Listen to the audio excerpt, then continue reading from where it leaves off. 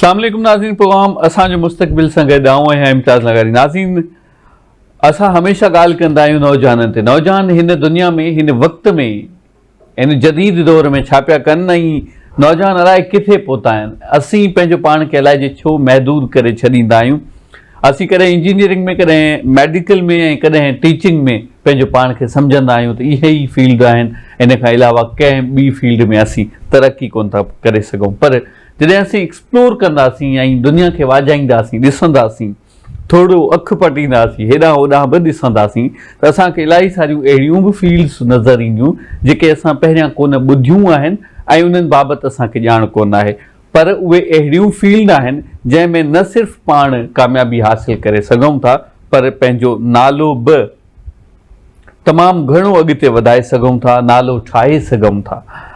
ऐं अॼु हिकिड़े अहिड़े दोस्त खे मां ज़हमत ॾिनी आहे, जेको दोस्त मां सम्झां थो इंजीनियरिंग ऐं मेडिकल ऐं जेके ट्रेंडी फील्ड आहिनि उन खां हटी करे हिकिड़ो कमु करे पियो। न सिर्फ़ु हू कमु करे पियो, पर उन में तमामु घणी सुठी महारत सां गॾोगॾु सुठी कामयाबी हासिलु कई आहे।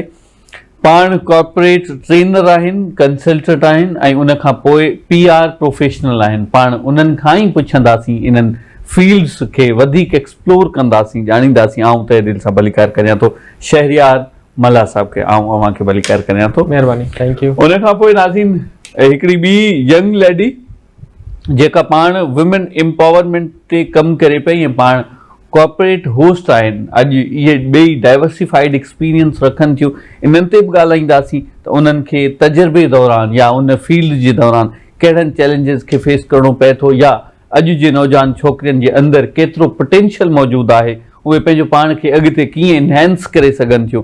आऊं तहे दिलि सां भलीकार करियां थो मरियम कौसर। कैसे हैं आप? खैरियत से? बहुत बहुत शुक्रिया दावत देने के लिए। U welcome. मैं समझ रहा था कि आप सिंधी स्पीकिंग हैं, लेकिन आप उर्दू हैं, तो वेलकम करता हूँ। शहर साहब, आऊं सब खां पहिरियां अवां खां इहो ई सवाल कंदुसि, असांजा नौजवान अलाए जे छो महदूद फील्ड जे अंदरि पंहिंजो पाण खे बंदि करे छॾींदा आहिनि, ॼण सम्झो त हिकिड़े पिंजरे में बंदि करे छॾींदा। अवी हिकिड़ी डिफरेंट फील्ड में आहियो, अव्हां पंहिंजी इन फील्ड खां केतिरो सेटिस्फाई आहियो, ऐं उहे नौजवान जेके सिर्फ़ु ऐं सिर्फ़ु हिकिड़ी ट्रेंडी फील्ड जे पुठियां लॻल हूंदा आहिनि, उन्हनि लाइ अव्हांजो छा चवणु हूंदो प्लीज़? सभिनि खां पहिरीं त इम्तियाज़ वॾी महिरबानी तव्हांजी कि तव्हां दावत ॾिनी ऐं ज़बरदस्त ख़ूबसूरत शो में असांखे इनवाइट कयो। दरअसल असां वाकई असांजो ज़हन ठहियो पियो आहे कि असांखे सॉफ्टवेयर इंजीनियरिंग करणी आहे, सॉफ्टवेयर इंजीनियर थियणो आहे, या मैकेनिकल करणी आहे, या टीचिंग करणी आहे, या वरी मार्केटिंग करणी आहे। पर इन खां अलावा असां अगरि नोट कयूं त असांजा ॾाढा अहिड़ा कम आहिनि, न सिर्फ़ु पाकिस्तान बल्कि पाकिस्तान खां ॿाहिरि, ऐं इन खां अलावा कराची ऐं सिंध जे अंदरि के जेके असां करे सघूं था। मां इटसेल्फ कराची में जेको आहे इवेंट मैनेजमेंट जो कमु पियो कयां, ऐं कॉर्पोरेट जेके कॉर्पोरेट इदारा आहिनि उन्हनि खे कंसल्टेंसी ॾींदो आहियां। अब काफ़ी माण्हू चवंदा आहिनि कि यार हिन एज में तूं कंसल्टेंट कीअं थी वएं, या हिन एज में तूं एॾा वॾा कम कीअं पियो करीं। त मुंहिंजो चवणु इहो हूंदो आहे कि ॻाल्हि इहा आहे कि जॾहिं तव्हां पंहिंजो पाण खे चवंदो कि मां हाणे वॾो थी वियो आहियां ऐं मां वॾा कम करे सघां थो, त को तव्हांखे रोके न सघंदो।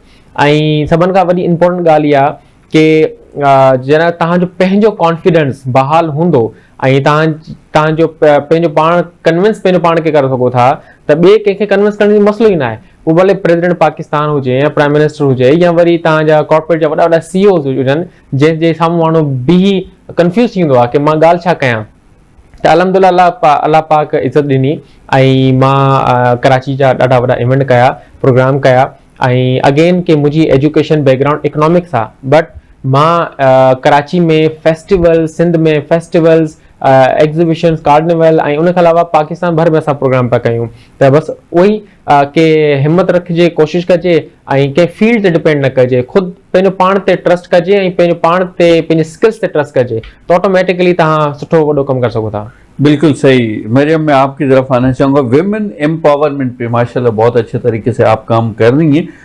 क्या आपका क्या ख्याल है, इस वक्त विमेन एम्पावरमेंट नज़र आती है, इस पे काम हो रहा है कि नहीं? अच्छा देखिए, सबसे पहले तो मैं ये कहना चाहूँगी कि विमेन एम्पावरमेंट हर जगह मौजूद है, और एक दूसरी बात कि ख़वातीन का कोई मुकाबला नहीं है। آپ کسی کے مقابل ہی نہیں ہے. مرد اور عورت کی جب بھی بات ہوتی ہے تو یہ ہم نے ڈیوائڈ کیا ہوا ہے, ادروائز تو ایسا کوئی مقابلہ ہے نہیں. اور ویمن امپاورمنٹ پہ کام کرنے کی جہاں تک بات کی جائے تو میرا ماننا یہ ہے کہ اپارچونیٹیز بہت ساری موجود ہے, صرف کنیکٹیوٹی کا ایک بہت بڑا مسئلہ ہے. تو جو ہمارا کام ہوتا ہے یا جو ہم جس طریقے سے پروگرامز کر رہے ہوتے ہیں یا ایکٹیویٹیز کے تھرو لوگوں کو کنیکٹ کر رہے ہوتے ہیں, ایک لیاری میں رہنے والی لڑکی ہے, وہ کچھ کام کرنا چاہتی ہے, آگے بڑھنا چاہتی ہے, اس کے پاس سرمایہ نہیں ہے, ہم کارپوریٹ سے اس کو کنیکٹ کر رہے ہوتے ہیں اپنے پروگرامز کے تھرو, وہاں لوگوں کو بلا کر.